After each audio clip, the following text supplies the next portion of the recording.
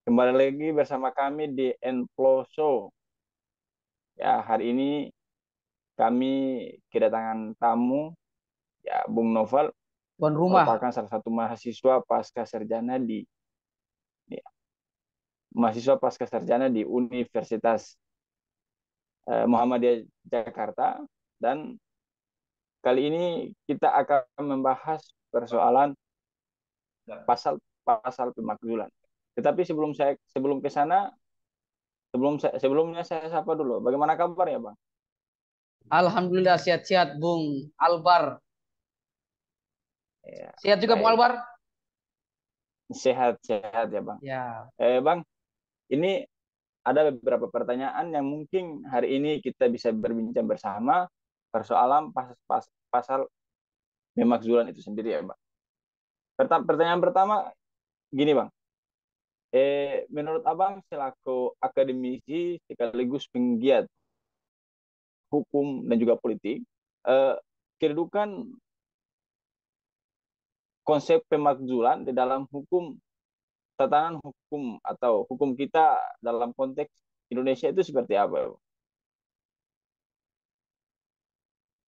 Ya, kedengaran Bung Albar? Dengar-dengar ya, Bang. Ya.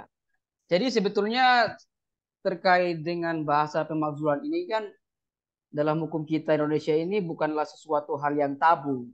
Pemakzulan itu ya sering sinonim dengan kata impeachment ataupun dalam konteks suatu uh, cara pemberhentian presiden dan atau wakil presiden. Nah, jadi kalau berbicara tentang konstruksi pemakzulan ini ataupun impeachment presiden, ini bukan hal yang tabu dan bukan hal yang kemudian perlu dikhawatirkan karena ya konteks impeachment ini atau pemakzulan ini ya memang telah diakomodir diakui dalam konstitusi kita UUD 45 kan begitu. Jadi kalau misalnya diskusi tentang masalah pemakzulan presiden, ini adalah sebuah diskusi yang sifatnya konstitusional, bukanlah sebuah diskusi yang berbau kriminal ataupun diskusi yang dapat orang-orang katakan sebagai suatu upaya makar begitu kan. Jadi Ya, ya, tahu makar-makar. jadi diskusi tentang pemakzulan presiden ini adalah diskusi konstitusional kan begitu. Yang kalau kita lihat Oh, dalam setiap waktu bahasa pemakzulan ini hari ini kembali mengemuka tidak terlepas karena adanya fenomena perpolitikan tanah air yang berasal dari istana yang kemudian itu menjadi bola liar sehingga direspon oleh berbagai macam kalangan bahwa fenomena nasional yang ada ini yang berasal dari istana itu dijadikan sebagai sebuah uh, kenyataan bahwa itu adalah suatu hal yang qualified, hal yang memenuhi persyaratan untuk dilakukan proses impeachment atau pemberhentian presiden. Tapi untuk sampai ke sana nanti kita eksplor lagi diskusi kita, Bung Albar. tapi begini, Bang. Tapi dalam kehidupan yang kita lihat sehari-hari, ada yang kita temukan itu, Bang. Itu seketika kita berbicara persoalan impeachment, bahasa impeachment itu atau pemakzulan itu ada sebagian kalangan itu menganggap bahwasannya itu kita sudah berbicara dalam tahapan untuk kayak jadi ada makar begitu, kita merongrong kekuasaan kekuasaan pemerintah itu. Gimana itu, Bang? Iya, sebenarnya diskusi tentang masalah suatu fenomena ataupun objek yang sedang terjadi pasti yang akan respon yang terjadi hanya dua, yaitu ada yang kemudian like, ada yang kemudian dislike, ada suka dan tidak suka, ada agree dan disagree. Nah, tapi bukan di situ sebetulnya poinnya. Kita diskusi sebetulnya bukan dalam soal suka ataupun tidak suka, setuju ataupun tidak setuju, tapi lebih daripada melihat konstruksi permasalahan yang terjadi dengan menggunakan logika. Nah, kalau bicara pemanggilan presiden, maka kita berbicara masalah hukum. Jadi logika yang dipakai adalah logika hukum, bukan logika sentimen, apalagi karena kepentingan politik tertentu yang menghalalkan segala cara untuk legitimasi bahwa sikap perbuatan mereka itulah perbuatan yang sah, perbuatan yang konstitusional. Nah, jadi uh, kalau ada yang menganggap bahwa pemakzulan presiden itu adalah sebuah perbuatan makar, maka dia tidak paham hukum dan dia tidak mengerti konstitusi. Itu adalah orang-orang yang berbicara secara ngawur, orang yang berbicara tidak punya ilmu, kan begitu. Karena jelas tadi di awal sudah katakan, pemakzulan presiden ataupun impeachment presiden itu adalah bahasa konstitusi yang diatur dalam pasal 7A UUD 45 bahwa presiden dan atau wakil presiden dapat diberhentikan dalam jabatannya sebagai presiden atau wakil presiden apabila melakukan beberapa uh, pelanggaran hukum, misalnya pengkhianatan terhadap negara, korupsi, penyuapan, melakukan pelanggaran berat, melakukan perbuatan tercela, atau tidak qualified lagi, tidak memenuhi persyaratan lagi sebagai presiden dan atau wakil presiden. Nah, itu bisa dijadikan syarat untuk dilakukan impeachment atau pemakzulan terhadap presiden. Nah, makanya kalau orang mengatakan itu pemakzulan presiden itu adalah bahasa makar, maka dia tidak mengerti konstitusi. Dan kemudian perlu dipahami apa itu makar. Makar itu kan sudah dijelaskan dalam UUD 45, apa dalam kitab undang-undang hukum pidana kita. Yang dimaksud dengan makar itu adalah kegiatan untuk menggulingkan kekuasaan yang sah dengan apa? Dengan attacking, adanya serangan, adanya gencatan secara fisik. Nah, kalau orang diskusi, bagaimana bisa dikatakan sebagai itulah perbuatan makar? Jadi kan panduan kita kan panduan hukum, kan kita negara hukum, bukan negara negara yang hanya berpendapat tanpa tanpa melihat aspek yuridis. Kan makar itu kan jelas dalam KUHP kita sebetulnya sudah ada di sana. Makar itu adalah sebuah perbuatan tadi, perbuatan yang mau mendorong kekuasaan yang sah dengan menggunakan segala cara yang di sana itu harus mewajibkan adanya syarat, yaitu adanya kontak fisik atau mengangkat senjata misalnya dan seterusnya. Harus ada itu, harus ada attacking, ada serangan lah. Kalau orang diskusi pemalsulan, ya orang bicara konstitusional, bukan berbicara yang inkonstitusional, kan begitu. Jadi kalau ada yang ngomongnya seperti itu, berarti dia tidak paham hukum. Tapi ya tugas kita adalah me, mem, memberikan pencerahan. Kira-kira begitu, Bung Albar. Gitu ya. Berarti kalau sekelas diskusi makar dibicarakan tidak apa-apa ya, Bang.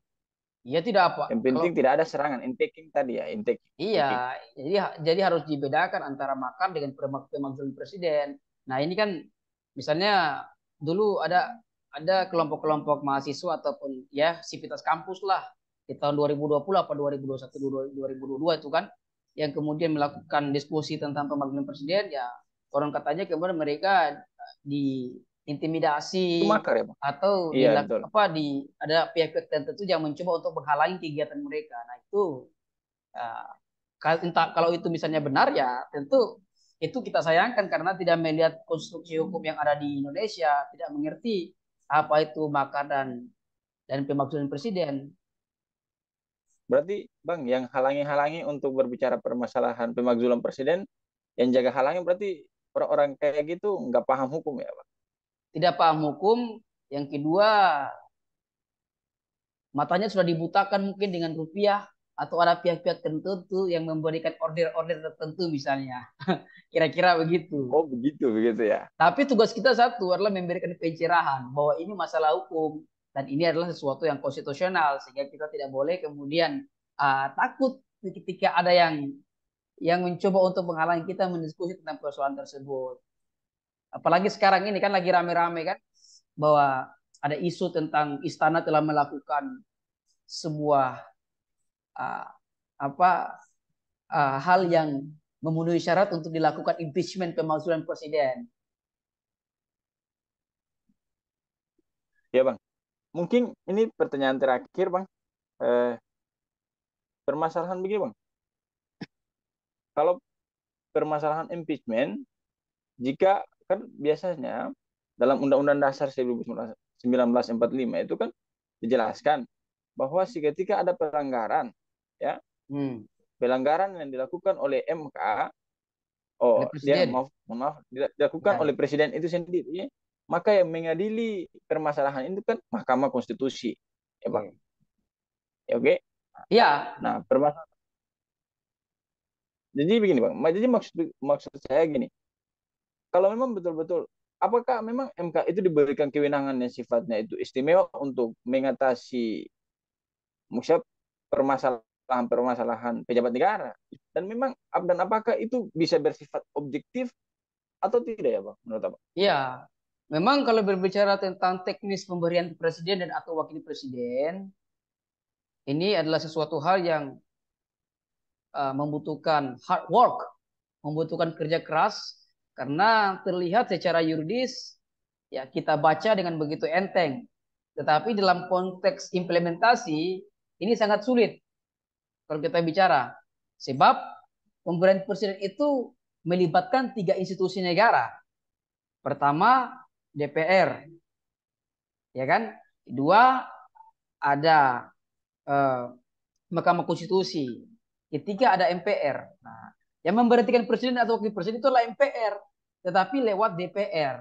DPR kemudian memeriksa adanya dugaan pelanggaran yang dilakukan presiden atau wakil presiden sesuai dengan pasal 7A UUD 45. Nah, jadi hasil daripada itu kemudian DPR itu juga harus mendapatkan suara pula, harus mendapatkan support dukungan suara di parlemen minimal 2/3 dari anggota DPR yang ada. Jadi kalau kalau di sini kan kita lihat ini kan DPR kan ini adalah lembaga politik, institusi politik. Nah, Iya Bang, tahu Bang. bagaimana kita bisa mengukur keobjektifan dari DPR yang berbeda-beda fraksi itu, yang punya kepentingan politik berbeda-beda. Nah, bagaimana kira-kira kita mau mengukur keobjektifan semua itu? Itu baru satu lembaga, baru DPR. Apalagi dalam konteks kita sekarang ini, presiden itu diusulkan oleh partai politik yang kemudian membentuk koalisi. Nah, kalau misalnya presiden itu didukung di parlemen sana, didukung oleh partai koalisi yang banyak, yang dominan, yang mayoritas, lah, bagaimana bisa dia anggota parlemen kemudian akan menjatuhkan impeachment, akan mengusulkan supaya presiden di impeachment? Kan tidak mungkin, karena ya yang mendukung presiden adalah partai koalisi. Partai koalisi itu ada di DPR juga, kan begitu. Jadi itu baru kita baru berbicara pada satu institusi lembaga negara, baru DPR. Nah, setelah ke DPR, nah, kemudian kan uh, ada lagi Mahkamah Konstitusi. Nah, Mahkamah Konstitusi ada durasi waktu yang cukup panjang untuk memeriksa itu. Nah, apakah kemudian di Mahkamah Konstitusi akan pula dikabulkan? Kan belum tentu juga. Nah, semua tergantung daripada usul daripada DPR gitu. Nah, kalau misalnya kemudian Mahkamah Konstitusi sudah mengabulkan misalnya bahwa benar telah ada pelanggaran hukum yang dilakukan oleh presiden dan atau wakil presiden, maka selanjutnya apa? Hasil daripada putusan Mahkamah Konstitusi itu dilimpahkan kepada Majelis Permusyawaratan Rakyat MPR untuk mengadakan sidang. Tapi lagi-lagi MPR itu kan diisi oleh siapa? Oleh ya oleh anggota DPR Ya, juga kan begitu. Jadi iya serba betul betul. jadi rutenya itu begitu panjang. Nah, jadi Dan dengan untuk keadaan rute yang panjang menentukan, itu, dengan konfigurasi parlemen yang berbeda-beda koalisi, berbeda-beda sekte itu, ya, siapa yang bisa menjamin objektif, siapa yang bisa menjamin terlepas daripada konflik of interest, kan begitu.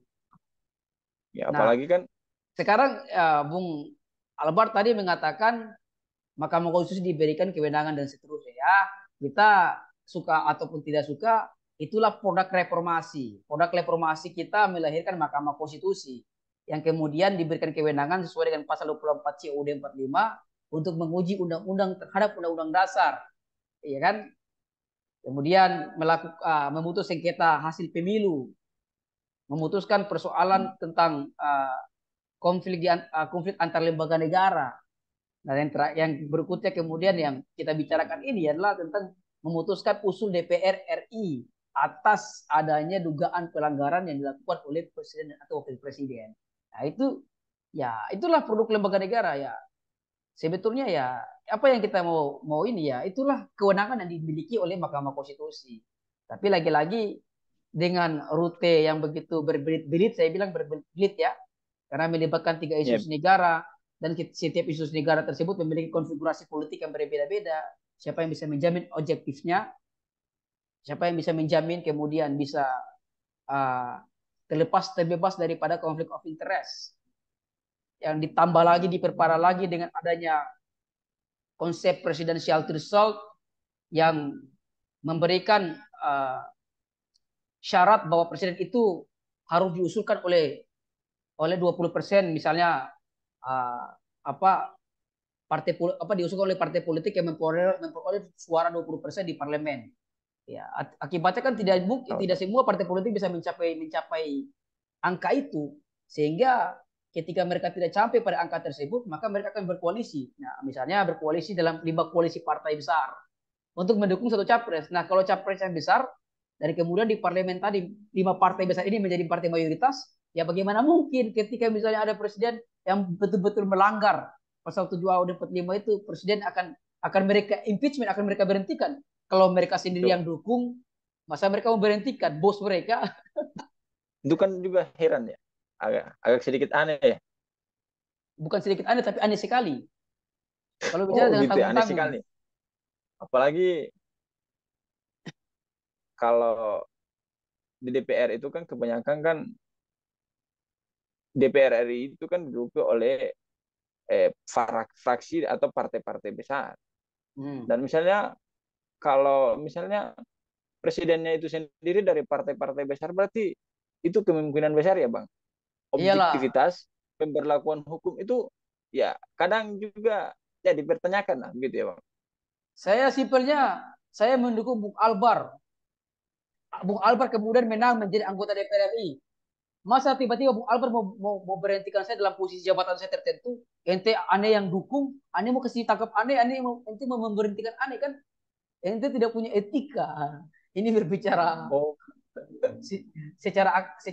secara konsekuensi logis yang kemudian bisa terjadi oh, ketika ketika konsepnya itu berbelit-belit, kemudian ada tambahan konsep-konsep lainnya, ya seperti itulah jadinya. Nah, begitu. apalagi tentang cawe-cawe politik ini kan yang sekarang lagi ramai.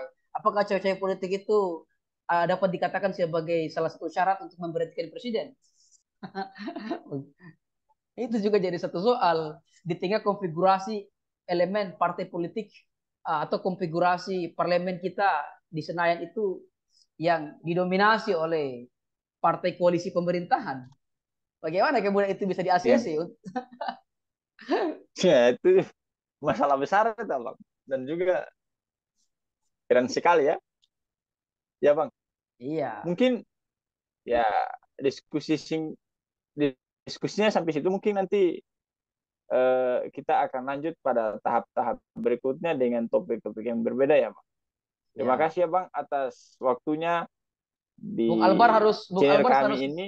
Bung Albar harus menjadi apa uh, uh, menjadi host bagi Enpol Show dan Siap, diharapkan siap ke Bang. depannya bisa bisa berapat ke Jakarta dan berjuang Siap Bang, ke siap. tanah tanah Atas doanya ya. perjuangan, Minta doanya. tanah. Ya, siap. Siap, Bang. Nanti kita mungkin sehari lah ada agenda rutin ya Bang. Mungkin Abang selalu hadir di Enploso memberikan edukasi kepada masyarakat Ya, siap. yang ada di Indonesia bahwasannya gerakan sadar hukum untuk kalangan-kalangan baik akademisi, politisi dan juga civil society itu sangat penting Ya. ya Bang menurut saya. Jadi ya, mungkin kiranya Abang tidak bosan-bosan lah untuk memberikan edukasi kepada seluruh masyarakat yang ada di Indonesia. Ya, ya. Kira-kira begitu. Yang penting tayangannya di channel saya Infol Show. Wah, itu saya setiap hari bicara. Ayam belum bangun, saya udah bangun sendiri, udah bangun Siap, siap duluan. Bang. Siap. Siap. Nanti kita akan kembali lagi ya Bang. Mungkin gitu ya Bang. Siap. Sehat selalu di sana Bang. Dan Siap. mohon doanya agar saya bisa juga ke sana. Assalamualaikum Bang. Amin. Pasti. Waalaikumsalam.